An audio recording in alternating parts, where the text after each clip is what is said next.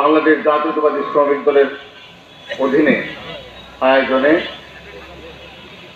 Rickshaw van শ্রমিক ইউনিয়নের আজকের এই সমাবেশের সদস্য সভাপতি, মঞ্চে উপবিষ্ট বাংলাদেশ জাতীয়তাবাদী দল ঝিনাইদহ জেলা সংসদের সংগ্রামী সভাপতি, আমাদের ঝিনাইদহ জেলা বিএনপির আগামী দিনের কান্ডারি, ঝিনাইদহ 2 আসনের আগামী দিনের এমপি জননেতা অ্যাডভোকেট এম এ মজিদ, মঞ্চে উপবিষ্ট আজকের অনুষ্ঠানের বিশেষ অতিথি আমাদের প্রিয় নেতা ঝিনাইদহ জেলা বিএনপির সংগ্রামী সাধারণ সম্পাদক জনাব জাহিদুজ্জামান মনা, বিএনপি এবং তার সকল অঙ্গ সংগঠনের প্রিয় বন্ধুরা, আমরা আমাদের আজকের এই সবাই দাঁড়িয়ে সর্বপ্রথমেই শহীদ রাষ্ট্রপতি জিয়াউর রহমান, যিনি বিএনপি সৃষ্টি করেছিলেন,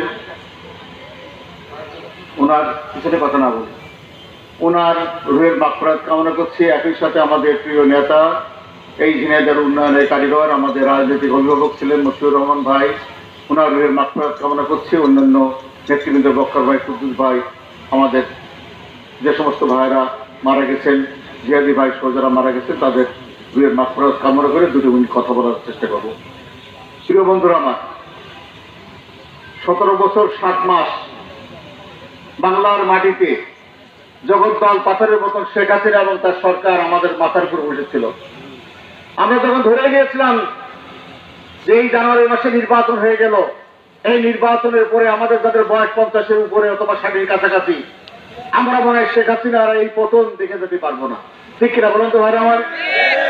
ঠিক তখনই আল্লাহর উপর থেকে আল্লাহর ওহী নাযিল হয়ে বাংলার জমিনে আমাদের সন্তানেরা, আপনাদের সন্তানেরা, আমাদের ভাইরা বৈষম্যমূলক ছাত্র আন্দোলন যখন শুরু করলো, আল্লাহর ওহী নাযিল হলো, আল্লাহর গজব নাযিল হলো।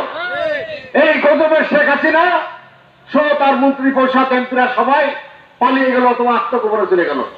শেখ হাসিনা আপা আজকে ভারতে অবস্থান করছেন। ঠিক কিনা বলুন তো? ভারতে বসে কিন্তু শেখ হাসিনা আপা আজকে কিন্তু বসে নেই।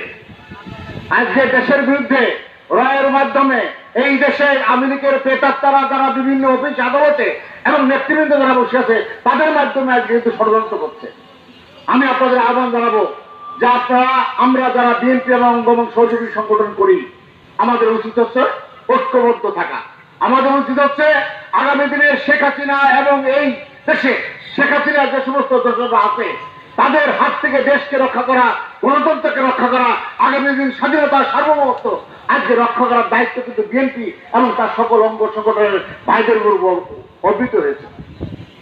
স্বল্প সময়ের জন্য অন্তর্বর্তীকালীন সরকার আজকে দেশ পরিচালনা করছে, তাদের বিরুদ্ধে নানান ষড়যন্ত্র শুরু হয়েছে।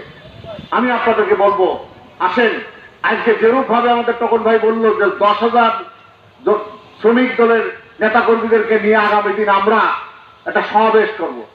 দুঃখজনক সত্য যে ঝিনাইদহ শ্রমিকের বা শ্রমিক দলের যে ঐতিহ্য ছিল, সেই ঐতিহ্য কিন্তু আমরা হারাতে বসেছি। আজকে কোটা পরিবর্তনের কারণে আজকে আমরা যারা একত্রিত হয়ে এখানে এসেছি, আমি আপনাদেরকে আহ্বান জানাবো যে আপনারা ইস্পাত কঠিন জেলা শ্রমিক দলের নেতৃত্বে আগামী দিন এইভাবেই থাকবেন, আমার জন্য আপনারা এখান থেকে বিচ্যুত হয়ে অন্য জায়গায় না চলে যান।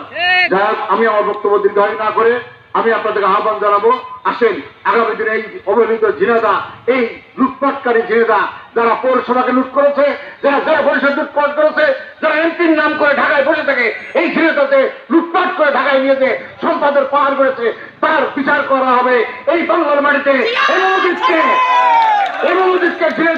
এমপি বানানোর পরে এই যে লুটপাট করেছে, এই লুটপাটের বিচার এই ঝিনাইদহ মাটিতে এই শ্রমিক দলের ভাইদেরকে নিয়ে আমরা করবো।